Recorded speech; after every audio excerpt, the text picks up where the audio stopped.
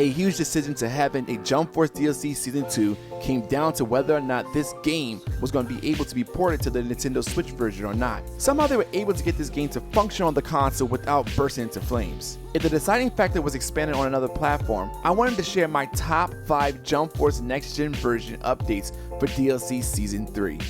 Next.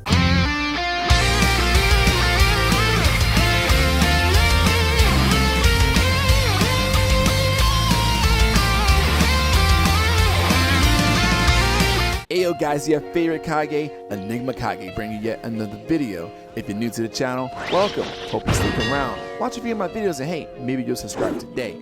So check it. Jump Force Season 3 is approaching, but not at the speed that some of y'all would like. The evidence of the Latin American teaser ads and the Steam database files all point to future projects that are brewing right now. However, I wanted to take this a step further. Jump Force DLC Season 2 announcement dropped in February 2020 that also gave us the heads up that it was going to drop on the Nintendo Switch. That's opening up Jump Force to yet another platform, and it came with DLC 1 Pass and an added local 1v1, 2v2, and 3v3 option exclusively to the Deluxe Edition. The new thing that a lot of these developers are taking advantage of is the next generation optimization. Jump Force is performed best on PC, and it's not even close. The current platforms support 30 frames per second and at 1080p graphics, while it caps off at 60 FPS on the PC and at 4K. The next generation consoles are capable of achieving the same feats.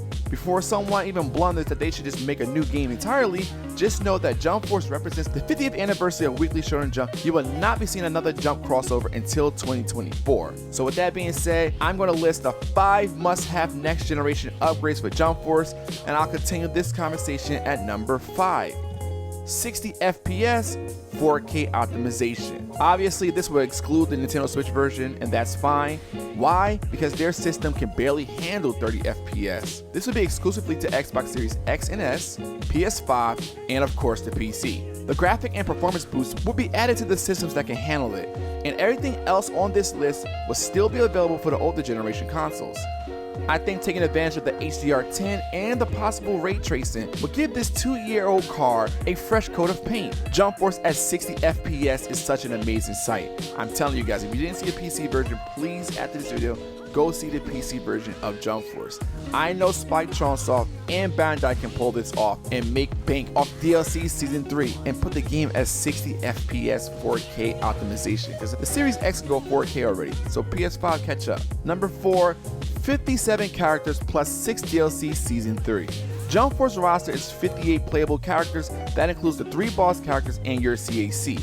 Just like the Nintendo Deluxe Edition, I would include passes 1 and 2 for the next generation version upon purchase.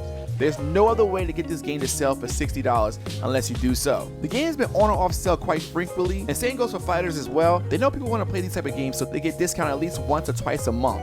57 plus possible 6 DLC Season 3 characters can be bundled for newer players, and it's the best $60 to $70 deal you could ever get out of this game. I assume we're getting 6 DLC Season 3 characters. Season Pass 2 dropped at $17.99 for 5 characters. You saved about $2 buying the pass as a whole. I would sell DLC Season 3 at $19.99 for 6 characters and bundle it with the game. Remember, the character pass will and can be available to the older consoles. I'm just pointing out an option for the next generation consoles.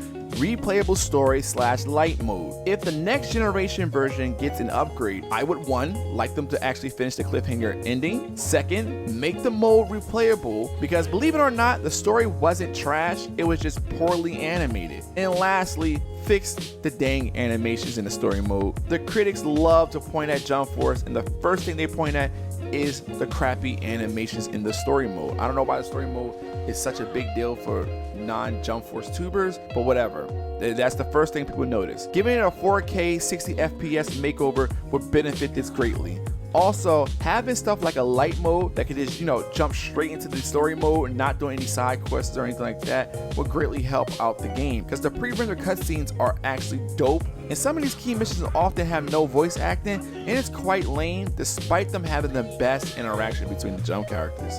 Private lobby / tournament mode. Tournament mode has been rumored for about a year now, and they've even data mined a whole file dedicated to this mode. It never came to light, and I don't know if the current console just cannot do it at all, but I'm sure the next gen and PC can achieve it. What Spike Chunsoft originally envisioned for Jump Force community was togetherness, emotes, costumes, and just hanging out in the hub. Jump Force has been nothing but individualism and self-gain. The best way to assure people continue to play the game is to allow users the choice of controlling their own lobbies and communities. To be honest, asking for Spike Chunsoft to add a lobby might be a huge stretch, but if they can find a way to fix the invite system to work in a tournament mode setting, I think it'd be a huge hit. 8 players plus spectating. I can guarantee you that people would rather play with 8 people they know than to have to play with random sweats. Clans are in the game for a reason. Make it happen, Spike. And finally, gameplay/balancing changes. This is actually a no-brainer. Gameplay changes are completely welcome, but in reality, them adding something similar to like what Marvel vs. Capcom 3 did for Ultimate MVC 3 is a stretch.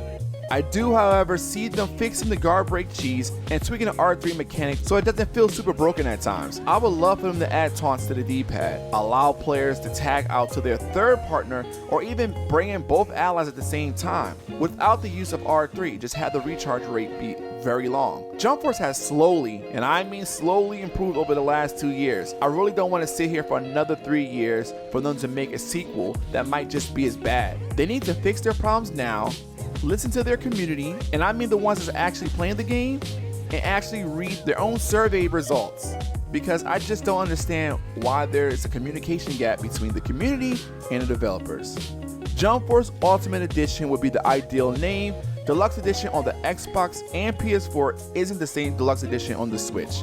Ultimate Edition for the next generation consoles, I would have it available summer 2021 with everything I listed at $60 plus 1 DLC Season 3 character ready at launch. Seasonal Pass, gameplay, and replayable story changes will also be available across all consoles. Everything I listed is realistic and can be doable. I didn't ask for them to do crossplay or anything complicated. I know you can do it, Spike. Anyway, don't forget to drop a like, guys, and share this to a friend.